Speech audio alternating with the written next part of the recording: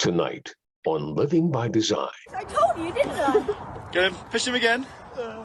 When lockdown restrictions were announced in March, just 4 months later, 30-year-old Christopher Eildon, who had no history of mental health issues, had taken his own life. He died in hospital with his family by his side. And I was holding his hand and I was talking to him. I had a go at him, told him I loved him, and I gave him a kiss on the head, and I just laid my head on his chest and just hearing his heart beating for the final time. I didn't want to leave that room now. I didn't want to leave him. Living by Design with host Kathy Holloway Hill. Kathy is a strong, powerful voice. She entertains, informs, and inspires her audiences everywhere she goes.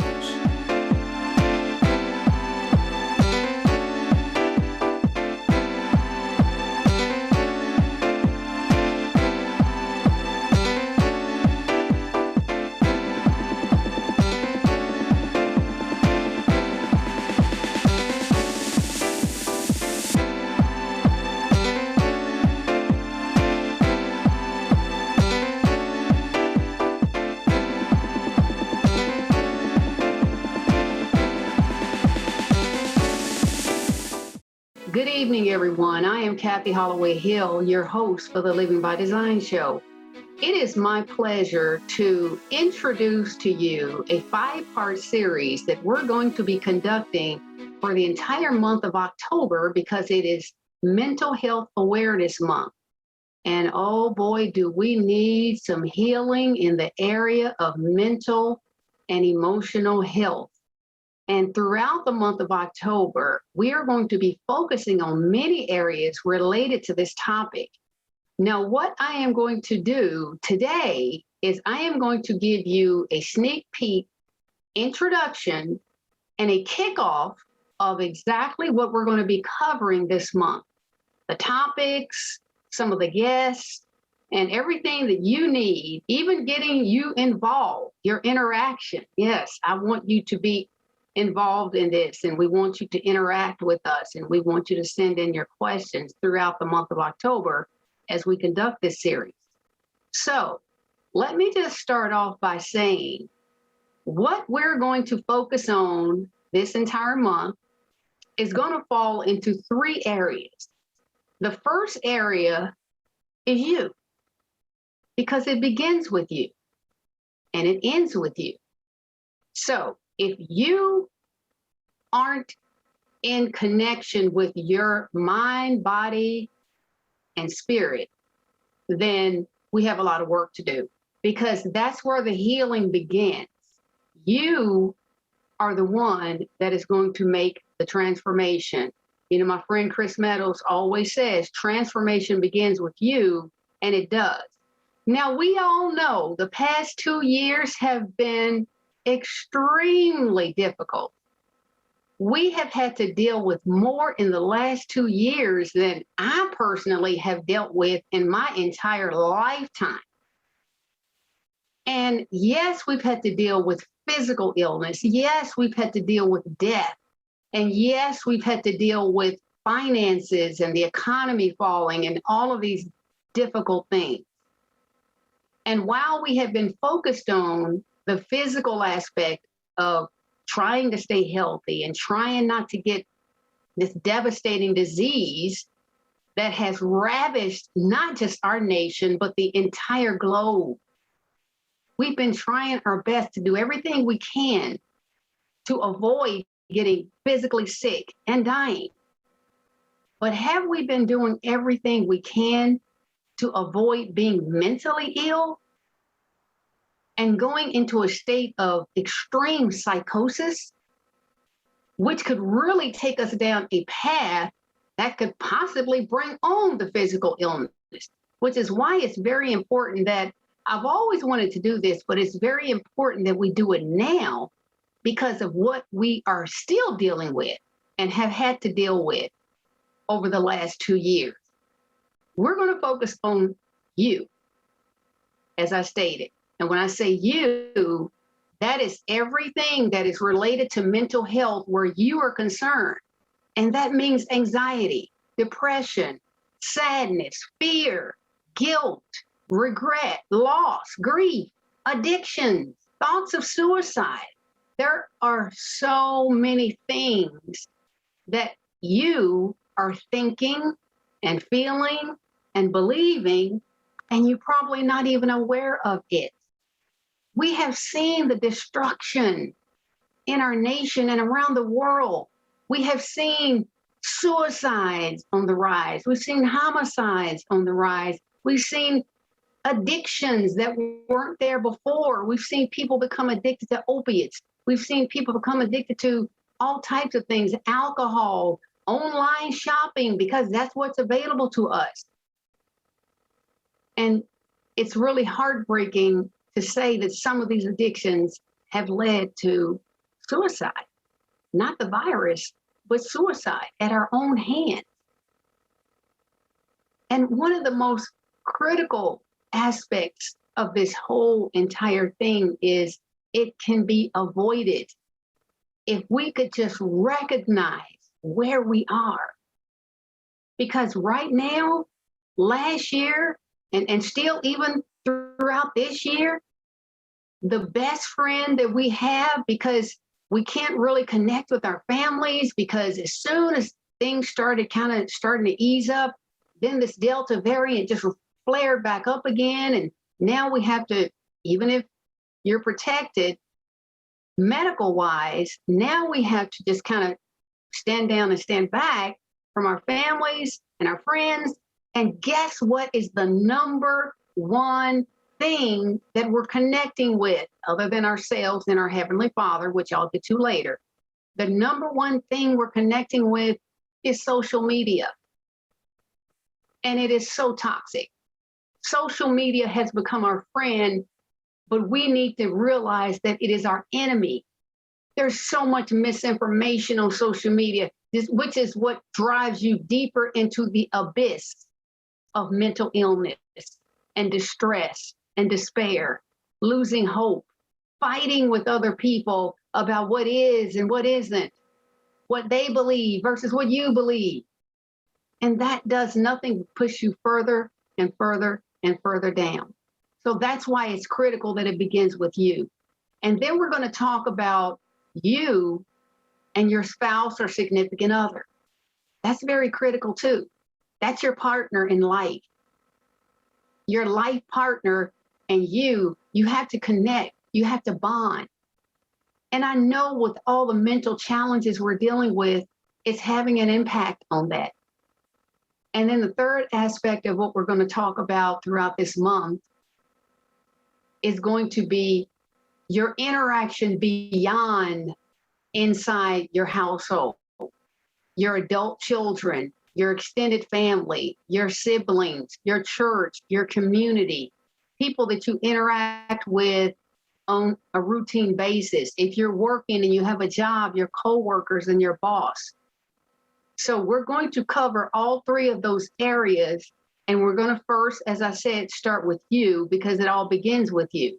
And once it begins with you, then we'll be able to move to those other three areas. So we're going to take a quick break and we're going to be right back.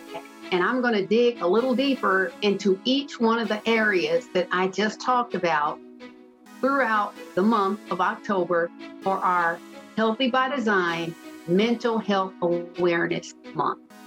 Hello, I'm Kathy Holloway Hill. Welcome back. And we are continuing our intro for our 5-part mental health awareness series for the month of October.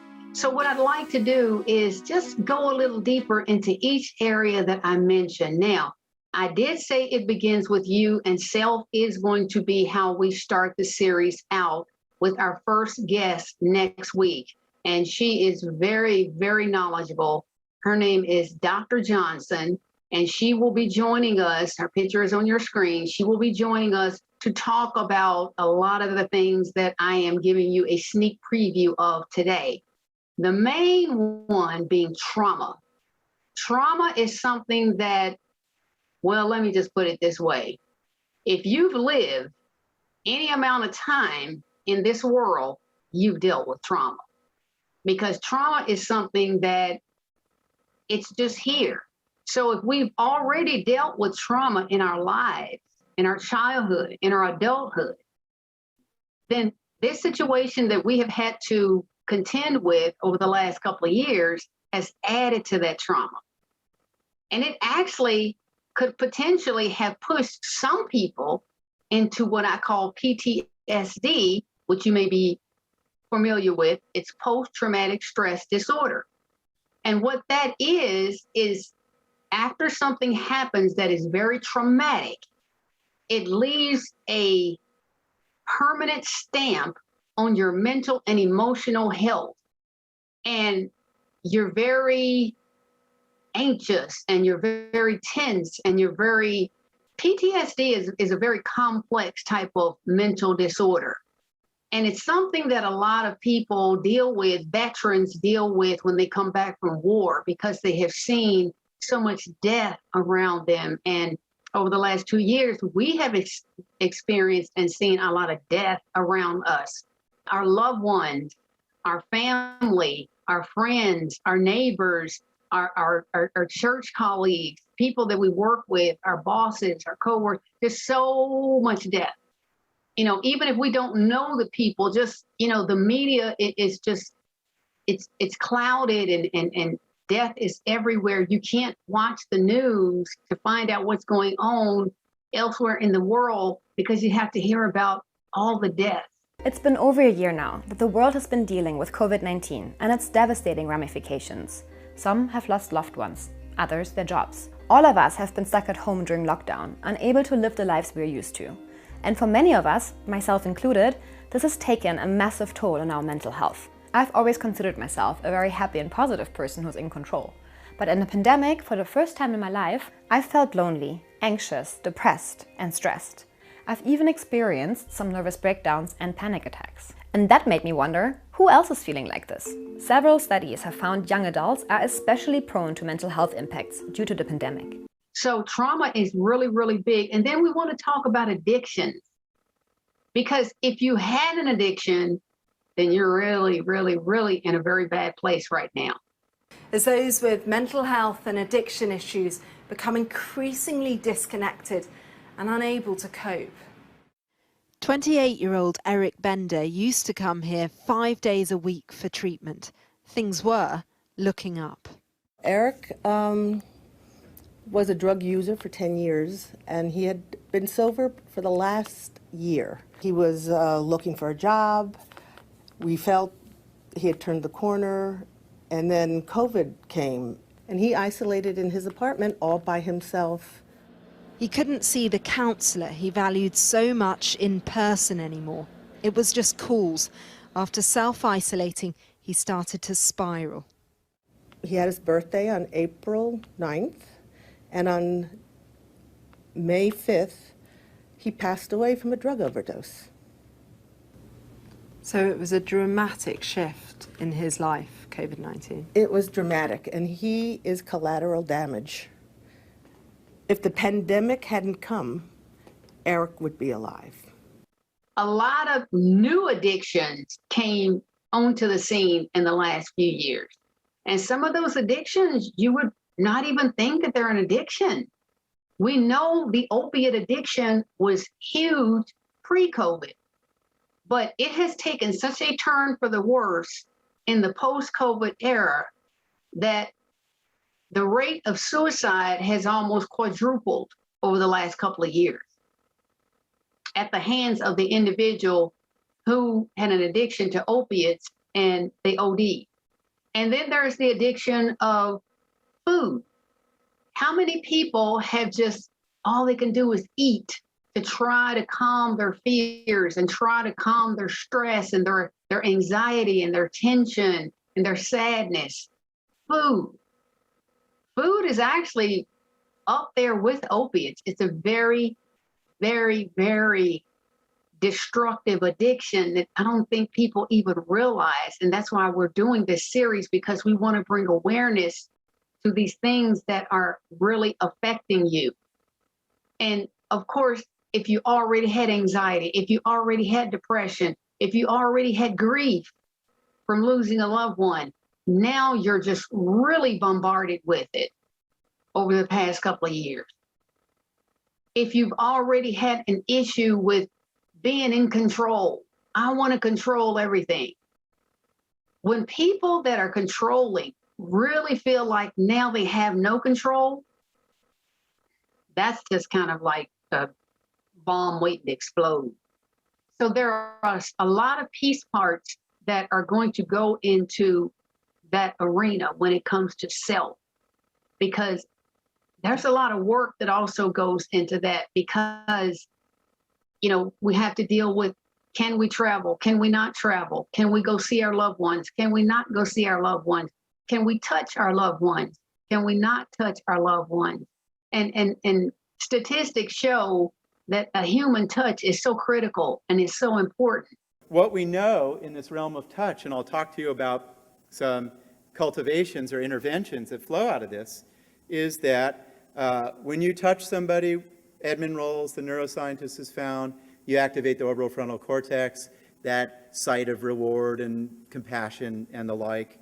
We know that touch builds up cooperative relationships, or what evolutionists call, it reinforces reciprocity. There are basic studies showing that touch signals safety and trust, and needless to say, there's a whole new science of touch soothing, and what we know, now you can put your facts together, basic warm touch calms cardiovascular stress, it activates the vagus nerve, James Gross at Stanford has found. One study has found it leads to oxytocin release. And when you don't have that, it really affects you. There was a research that was done about babies that were picked up and held, and then babies that weren't picked up and held. And the ones who weren't picked up and held had trouble throughout their lives when they became adults. Babies that were placed in orphanages that had all, this is 70, 80 years ago, that had all the nutrients and warmth and physical security, died at rates of 75% until they told the caretakers, hold the baby. They stopped dying, right? Unbelievable mechanism of social well-being is touch. It may be the greatest. Michelangelo said, to touch is to give life. And that happens. Children are another aspect of self, and how important it is that the children are healthy. And then we're going to look at the aspect of how you relate to your spouse. But before I get into that, we're going to take another quick break, and we're going to be right back with more. The pandemic has left an unthinkable toll on children, a social, emotional, academic ordeal so extreme that the impact has given rise to a new issue. We are experiencing, not just here, but across the nation, a crisis in student mental health. Things that we're seeing are like a lot of anxiety, depression from just being secluded for so long. According to the Journal of American Medical Association, in the first year of the pandemic, 1 in 4 young people around the world experienced depression, and 1 in 5 experienced anxiety. And even with classrooms opening this year, experts like Dr. Elizabeth Koshman says mental health challenges will continue to linger in both students and teachers. Coming back into the school, we see kids that are really struggling with trying to keep up academically, kids who have experienced loss and grief throughout the past 18 months. School counselor at Washtenaw International High School, Brian Nemirovsky, says the first step is to identify the ones that need help. Academic changes, attendance changes. Difficulty sleeping, kids complaining often of headaches or really just seeming a little bit checked out or really frightened. Once identified, the next step is to get them help. And that's where the Michigan Department of Education has made things easy, as it's established a children's mental health program across the state. This is an incredible opportunity for schools this year. There's more funding than there has ever been to implement school mental health programming. The goal is to establish a culture that it's okay to ask for help. One effect that we didn't fully anticipate was that they can be leaders with each other. They can help implement strategies with other students who are struggling. The program also provides support for the school staff. Ways to check in with your thinking, boost your energy, and maybe treat yourself with a little bit of kindness and compassion during these incredible times. Dr. Elizabeth Koshman says that if parents notice a sudden change in their child's behavior or even attitude, then it may not be a bad idea to reach out to a school counselor, as it'll only help expedite finding the problem. Welcome back, and I just want to pick up where I left off. We were talking about the second aspect of our series, which is going to focus on you and your spouse or significant other. So the person that you're living with, the person that is in your household. Now, if you have small children, we'll get to that in a minute. But the second piece of this series throughout the month of October will look at the spouse. So you are going to be first, and then second, we're going to talk about you as you're interacting with your spouse. Are you all functional together? Are you not functional together? Are you on the same page? Are you not on the same page? Do you have different beliefs? Is one suffering but the other one's not? I can tell you right now, if one is suffering, then you both are suffering. So that's one of the things that's very critical that we address, because a healthy dynamic within your marriage is going to help each one of you as you work on your individual healing, because healing is the ultimate goal. And I know I mentioned one of the individuals that is going to be working with us, but I want to go ahead and give you the names of all three. Dr. Johnson is going to be working with us. We're also going to be hearing from Dr. Long, and then we're going to hear from Miss Sharon Mason. So they're going to be the three. And then we're going to finalize the series with Dr. Daniel Goleman, who was the creator and best-selling author of Emotional Intelligence. So he's going to end out the series. So we're going to really have a great lineup here of experts that are going to help you get through this process. Because the final piece that we're going to talk about is going to be your interaction with others outside your household. So first is you, then your interaction with your spouse or significant other, and then your interaction with family, siblings, parents, children, church, community, wherever, work, co-workers, boss, wherever you go outside your home. So those are the three pieces that we're going to focus on. And I also wanted to make a point to let you know, I want you to interact with us in this series. What I'm asking you to do is, if you have a question, you will remain anonymous. Let me make that clear up front. If you have a question about your specific situation, you need help, you need an answer, email me, Kathy@chollowayhill.com. It's on your screen. Send your question to me and I will read it on the air.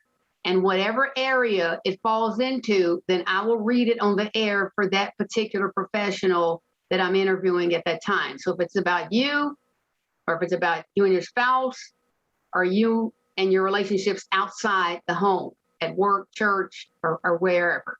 So I want to make sure that you understand that, because we want to get everything in this series, because the road to healing yourself, when you're on a path of healing, you first have to recognize that there is a problem. And if you haven't recognized that there is a mental health crisis in our nation right now, across the world actually right now, then I don't really know where you've been, because it's here and it's been here. And if you don't believe me, you don't even have to turn on the news. Just Google what's going on, mental health awareness with the COVID pandemic. Just Google it. And you'll see so many articles and information about suicide and homicide. And, you know, people are just really going crazy on airplanes, in grocery stores. You can't shoot on an airplane, but they are going crazy as far as starting fights in the grocery stores, and just so many different places where people they don't know how to take their anger out. So they take their anger out in the only way they know how. But if we can just recognize that we all are suffering, and we're all responsible for ourselves. And if you take responsibility and accountability for your thoughts and your beliefs and your actions and your behaviors, that's where the healing can begin. And that's the purpose of us doing this 5-part series. We want you to leave here with the tools and the techniques and everything you need to start your journey of healing. If you don't have a therapist, we will make sure that you get connected with the right therapist for you so that you can get everything that you need to start this journey of healing. We don't want you to suffer after this pandemic is over with post-traumatic stress disorder. That's what it means. Post means after the fact. And doctors are predicting that that will happen. So we want to make sure that that does not happen. So I really thank you for listening to me and joining me for this intro kickoff episode of our upcoming Healthy by Design Mental Health Awareness series for the month of October. We look forward to your questions, so please send them in so we can get them up and have them read and start helping you. Thank you for listening. Thank you for joining me, and we'll see you same time next week. Good night, everyone.